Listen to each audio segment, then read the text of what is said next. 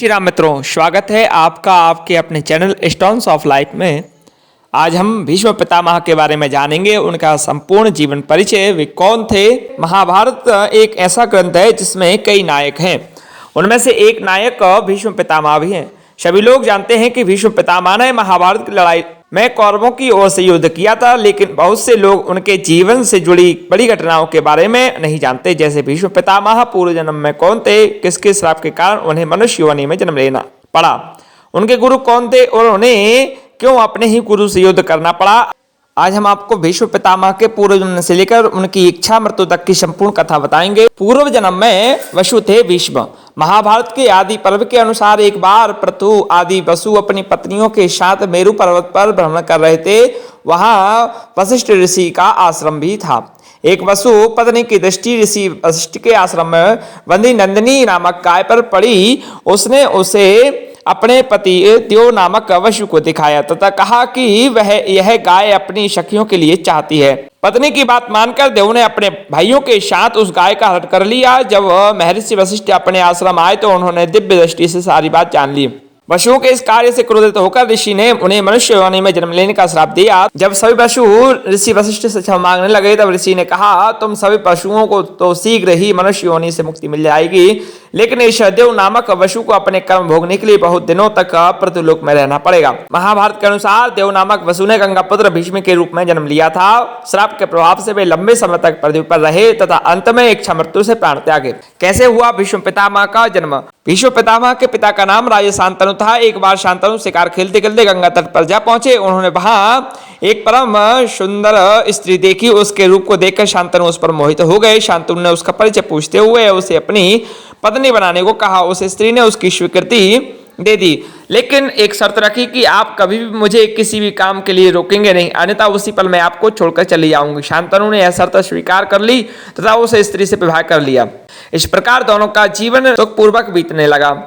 समय बीतने पर शांतनु के यहाँ 7 पुत्रों ने जन्म लिया, लेकिन सभी पुत्रों को उस स्त्री ने गंगा नदी में डाल दिया। शांतनु यह देखकर भी कुछ नहीं कर पाए, क्योंकि उन्हें डर था कि यदि मैंने इसका कारण पूछा तो यह मुझे छोड़कर चली जाएगी। 8वां पुत्र होने पर जब वह स्त्री उसे भी गंगा में डालने लगी तो शांतनु ने उसे रोका और पूछा कि वह यह क्यों कर रही है। उस स्त्री ने बताया कि मैं देव नदी गंगा हूं तथा जिन पुत्रों को मैंने नदी में डाला था वे सब वसु थे, जिन्हें वशिष्ठ ऋषि ने श्राप दिया था। उन्हें मुक्त करने के लिए ही मैंने उन्हें नदी में प्रवाहित किया। आपने शर्त ना मानते हुए मुझे रोका, इसलिए मैं अब जा रही हूं। ऐसा कहकर गंगा शांतनु के 8वें पुत्र को लेकर अपने साथ चली गई। देवव्रत था भीष्म का असली नाम। गंगा जब शांतनु के 8वें पुत्र को साथ लेकर चली गई तो राजा शांतनु बहुत उदास रहने लगे। इस तरह थोड़ा और समय बीता। शांतनु एक दिन गंगा नदी के तट पर घूम रहे थे। वहां उन्होंने देखा कि गंगा में बहुत थोड़ा जल रह गया है और वह भी प्रवाहित नहीं हो रहा है। इस रहस्य का पता लगाने जब शांतनु आगे गए तो उन्होंने देखा कि एक सुंदर व दिव्य युवक अस्त्रों का अभ्यास कर रहा है और उसने अपने बाणों के प्रभाव से गंगा की धारा रोक दी है। यह दृश्य देखकर शांतनु को बड़ा आश्चर्य हुआ। तभी वहां शांतनु की पत्नी गंगा प्रकट हुई और उन्होंने बताया कि यह युवक आपका 8वां पुत्र है। इसका नाम देवव्रत है। इसने वशिष्ठ ऋषि से वेदों का अध्ययन किया तथा परशुराम जी से इसने समस्त प्रकार के अस्त्र शस्त्रों को जलाने की कला सीखी है। यह श्रेष्ठ धनुर्धर है तथा इंद्र के समान इसका तेज है। देवव्रत का परिचय देकर गंगा उसे शांतनु को सौंप कर चली गई। शांतनु देवव्रत को लेकर अपनी राजधानी में लेकर आए। शीघ्र ही उसे युवराज बना दिया। गंगा पुत्र देवव्रत ने अपनी व्यवहार कुशलता के कारण शीघ्र प्रजा को अपना हितैषी बना लिया, इसलिए देवव्रत का नाम पड़ा भीष्म। एक दिन राजा शांतनु यमुना नदी के तट पर घूम रहे थे। तभी उन्हें वहां एक सुंदर युवती दिखाई दी। परिचय पूछने पर उसने स्वयं को निषाद कन्या सत्यवती बताया। उसके रूप को देखकर शांतनु उस पर मोहित हो गए तथा उसके पिता के पास जाकर विवाह का प्रस्ताव रखा। तब उस युवती के पिता ने शर्त रखी कि यदि मेरी कन्या से उत्पन्न संतान ही आपके राज्य की उत्तराधिकारी हो तो मैं इसका विवाह आपके साथ करने को तैयार हूं। यह सुनकर शांतनु ने निषाद राज को इनकार कर दिया, क्योंकि वे पहले ही देवव्रत को युवराज बना चुके थे। इस घटना के बाद राजा शांतनु चुप से रहने लगे। देवव्रत ने इसका कारण जानना चाहा तो शांतनु ने कुछ नहीं बताया। तब वो देवव्रत ने शांतनु के मंत्री से पूरी बात जान ली तथा स्वयं निषाद राज के पास जाकर पिता शांतनु के लिए उस युवती की मांग की। निषाद राज ने देवव्रत के सामने भी वही शर्त रखी। तब देवव्रत ने प्रतिज्ञा लेकर कहा कि आपकी पुत्री के गर्भ से उत्पन्न महाराज शांतनु की संतान ही राज्य की उत्तराधिकारी होगी। तब निषाद राज ने कहा, यदि तुम्हारी संतान ने मेरी पुत्री की संतान को मारकर राज्य प्राप्त कर लिया तो क्या होगा। तब देवव्रत ने सबके सामने अखंड ब्रह्मचर्य की प्रतिज्ञा ली तथा सत्यवती को ले जाकर अपने पिता को सौंप दिया। तब पिता शांतनु देवव्रत को इच्छा मृत्यु का वरदान दिया। देवव्रत की इस भीषण प्रतिज्ञा के कारण ही उनका नाम भीष्म पड़ा। काशी की राजकुमारियों का हरण। भरतवंशी राजा शांतनु की पत्नी सत्यवती से 2 पुत्र हुए, चित्रांगद और विचित्र वीर्य।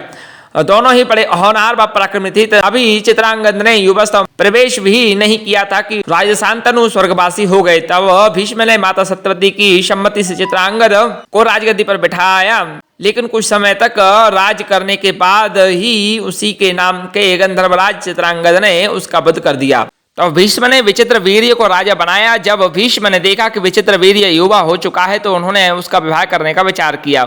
उन्हीं दिनों काशी के राजा की 3 कन्याओं का स्वयंवर भी हो रहा था, लेकिन काशी नरेश ने द्वेषता पूर्वक हस्तिनापुर को न्योता नहीं दिया। क्रोधित होकर भीष्म अकेले ही स्वयंवर में गए। वहां उपस्थित सभी राजाओं व काशी नरेश को हराकर तीनों कन्याओं अंबा, अंबिका व अंबालिका को हर लाए। तब काशी नरेश की बड़ी पुत्री अंबा ने भीष्म से कहा कि वह मन ही मन राजा साल्व को अपना पति मान चुकी है। यह बात जानकर भीष्म ने अंबा को उसके इच्छा अनुसार जाने की अनुमति दे दी तथा शेष 2 कन्याओं का विवाह विचित्र वीर्य से कर दिया। भीष्म का अपने गुरु से युद्ध। महाभारत के अनुसार भीष्म काशी में हो रहे स्वयंवर से काशीराज की पुत्रियां अंबा, अंबिका और अंबालिका को अपने छोटे भाई विचित्र वीर्य के लिए उठा लाए थे। तब अंबा ने भीष्म को बताया कि मन ही मन किसी और का अपना पति मान चुकी है। तब भीष्म ने उसे सम्मान छोड़ दिया, लेकिन हरण कर लिए जाने पर उसने अंबा को अस्वीकार कर दिया। तब अंबा भीष्म के गुरु परशुराम के पास पहुंची और उन्हें अपनी व्यथा सुनाई। अंबा की बात सुनकर भगवान परशुराम ने भीष्म को उससे विवाह करने के लिए कहा, लेकिन ब्रह्मचारी होने के कारण भीष्म ने ऐसा करने से इनकार कर दिया।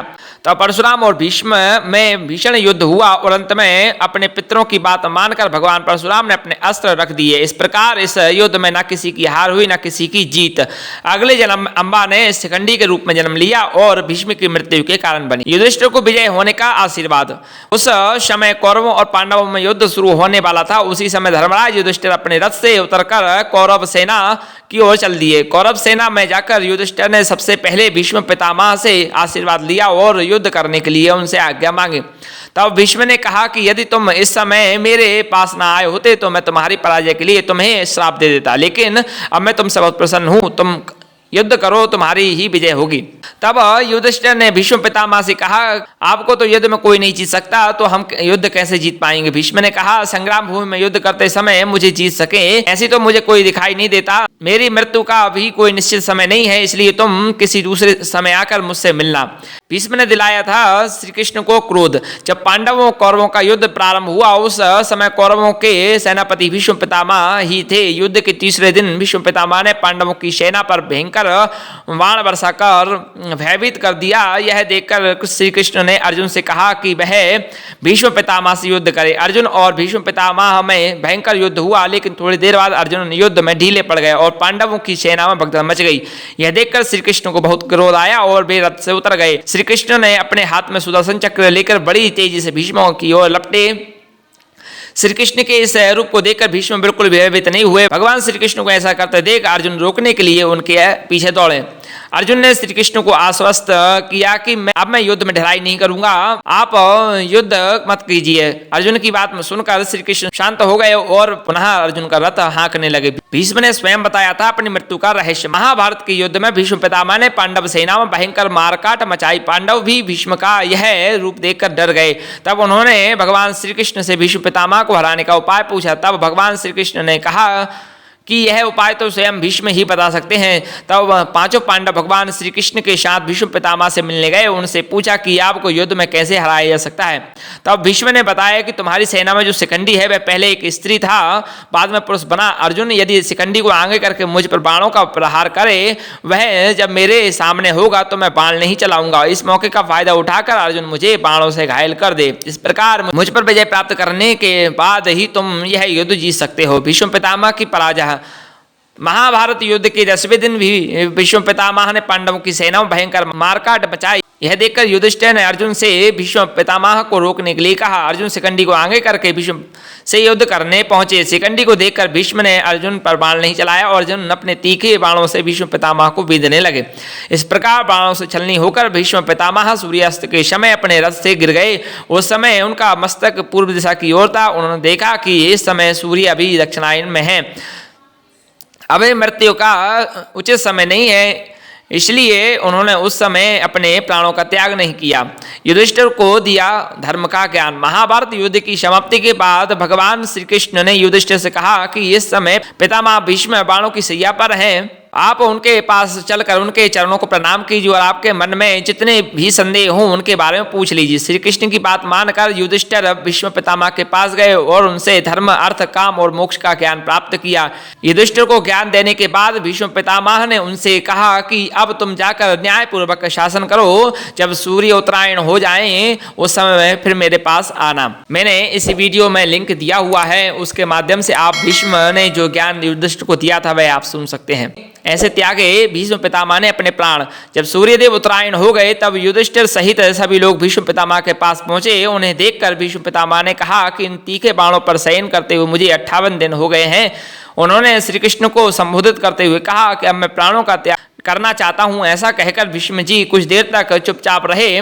इसके बाद वे मन सहित प्राण वायु को क्रमशः भिन्न भिन्न धारणाओं में स्थापित करने लगे। भीष्म का प्राण उनके जिस अंग को त्याग कर ऊपर उठता उस अंग के बाण अपने आप निकल जाते और उनका घाव भी भर जाता। भीष्म ने अपने देह के सभी द्वारों को बंद करके प्राणों को सब ओर से रोक लिया, इसलिए वह उनका मस्तक ब्रह्मरंध्र फोड़कर आकाश में चला गया। इस प्रकार महात्मा भीष्म के प्राण आकाश में विलीन हो गए। इस कथा के माध्यम से हमने आपको भीष्म के बारे में बताया है। अगर आपको जानकारी सही लगी हो तो हमारी वीडियो को लाइक जरूर करें और शेयर करें। हमारे चैनल को सब्सक्राइब करना ना भूलें। धन्यवाद।